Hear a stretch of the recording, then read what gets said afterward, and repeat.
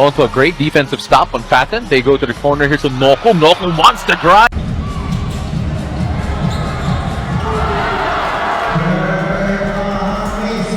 Mga ka-sports, kung pagpipiliin ka, sino ang kukunin mo sa Gilas main team? Isang explosive scorer na future star o isang elite shooter na proven sa international stage? Sa video na ito, paglalabanin natin si Adrian Newcomb versus Jerick Ahanmisi at aalamin natin kung sino ba talaga ang mas deserving sa Gilas main team. Kung trip mo po ang ganitong content, pa-wanna follow at pa-subscribe na rin. Tara po, simulan na natin.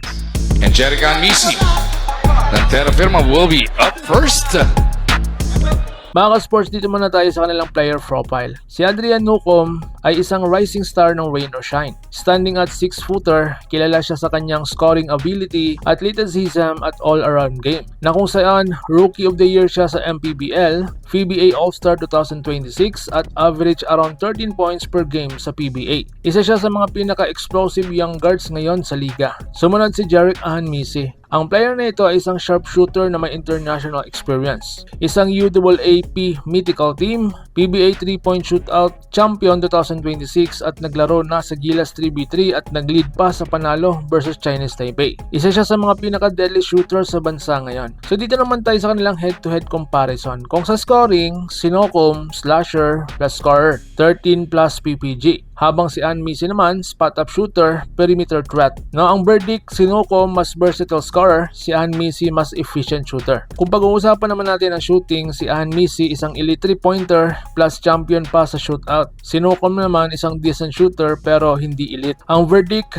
lamang talaga si Ahanmisi. Sa athleticism, si Newcomb explosive, mabilis, kayang mag-create, habang si Ahanmisi naman more on skill kaya athleticism. So ang verdict, lamang si Newcomb. So ang role fit para sa Gilas, importanteng tanong, ano ba ang kailangan ng Gilas ngayon? Kung kulang sa scorer, si Newcomb ang solusyon. Kung kulang naman sa shooter, si Ahanmisi ang solusyon. Pero tandaan na, sa international games, spacing at shooting talaga ang pinaka-importante. So dito naman tayo sa international experience. Si Newcomb, wala pa masyado, pero sa Ahanmisi, may Gilas 3v3 experience na plus clutch performance. Ang verdict, lamang si Ahanmisi. So dito naman tayo sa final verdict ha. Mga ka-sports, kung ngayon ka pipili, for future and development, si Adrian Newcomb ang solusyon. For win now and system fit, si Jerick Ahanmisi. So final answer ha, mas bagay sa Gilas main team ngayon si Jerick Ahanmisi. Dahil sa kanyang international level, shooting plus experience ang pinakakailangan. Based lang po ito sa aking opinion. Kung ikaw mga ka-sports na, sinong pipiliin mo? Si Newcomb ba o si Ahanmisi? I-comment mo po sa baba yung hinaing at babasahin ko yan. At kung gusto mo pa ng ganitong basketball analysis, like at subscribe ka na para updated tayo pareho sa mundo ng basketball world. Laban Pilipinas, puso, so paano? Ingat po kayo. I need Junior Fajardo inside. Villegas right now.